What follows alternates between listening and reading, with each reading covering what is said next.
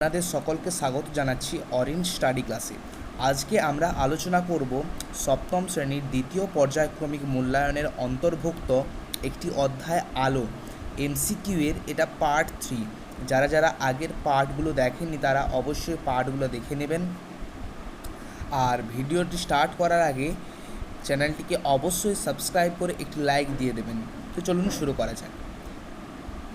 আলোক রশ্মি লঘু মাধ্যম যেমন বায়ু থেকে ঘন মাধ্যম যেমন জলে প্রবেশ করলে কি ঘটে? অভিলম্বের কাছে সরে আসে। তারপরের প্রশ্ন, আলোক রশ্মি ঘন মাধ্যম থেকে লঘু মাধ্যমে প্রবেশ করলে প্রতিসরণ কোণ আপতন কোণের চেয়ে বড় হয়? আলোর প্রতিফলন ও প্রতিসরণ কি একই সাথে ঘটা সম্ভব? হ্যাঁ, সম্ভব।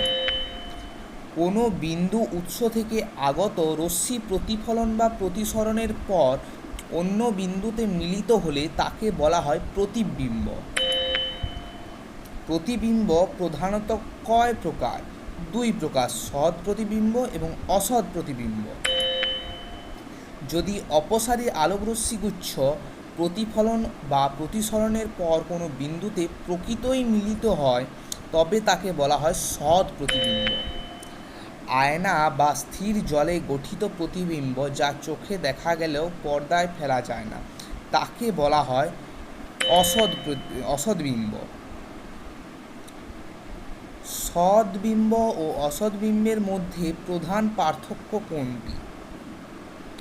এটা হবে সৎবিম্বকে পর্দায় ফেলা যায় কিন্তু অসৎবিম্বকে পর্দায় ফেলা যায় না। আয়নায় গঠিত প্রতিবিম্বের বৈশিষ্ট্য কোনটি সঠিক? বস্তু ও প্রতিবিম্বের মাপ সমান হয়।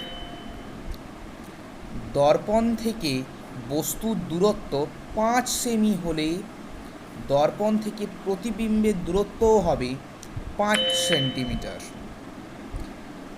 আয়নায় প্রতিবিম্বের যে পরিবর্তন ঘটে যার ফলে ডান হাতকে বাম হাত মনে হয় সেটা হচ্ছে পার্শ্বীয় পরিবর্তন।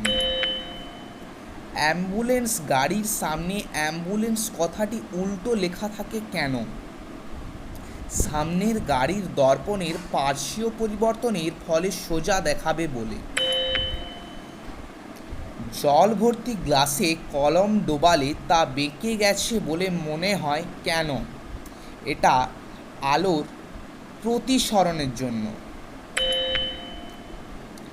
জলের সাদা আলো প্রিজমের মধ্যে দিয়ে গিয়ে 7টি রঙে ভাগ হওয়ার পদ্ধতিকে বলা হয় বিচ্ছুরণ।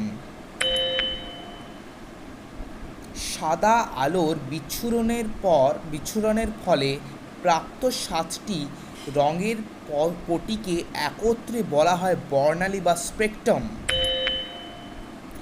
বর্ণালীকে মূলত কয়টি ভাগে ভাগ করা যায়? এটার উত্তর হবে 2 ভাগে। আকাশের রংধনু বা রামধনু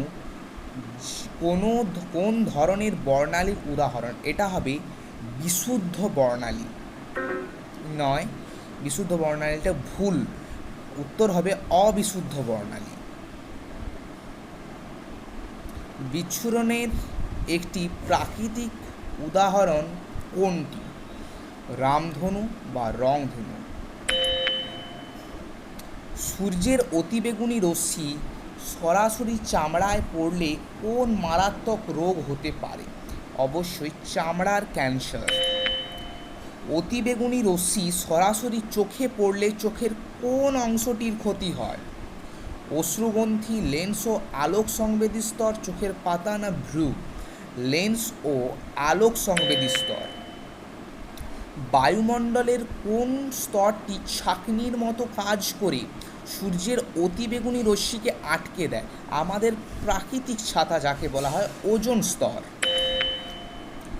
অতিবেগুনি রশ্মির প্রভাবে কোষের কোন জরুরি অণুর ক্ষতি হতে পারে? এটা হচ্ছে ডিএনএ।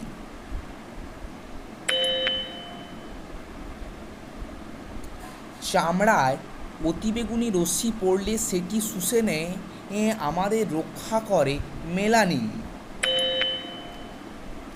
মেলানিন রঞ্জক পদার্থটি শরীরে বেশি থাকলে চামড়ার রং কেমন হয়? বাদামি বা কালো। এক্স রশ্মি কোন পদার্থের মধ্যে দিয়ে সহজে চলাচল করতে পারে না? সেটা হচ্ছে হাড়। এজন্যই হাড়ের এক্স রে বা হাড়ের কোনো জায়গা ভেঙে গেলে তার ছবি তোলা পসিবল হয় এই এক্স রশ্মির মাধ্যমে।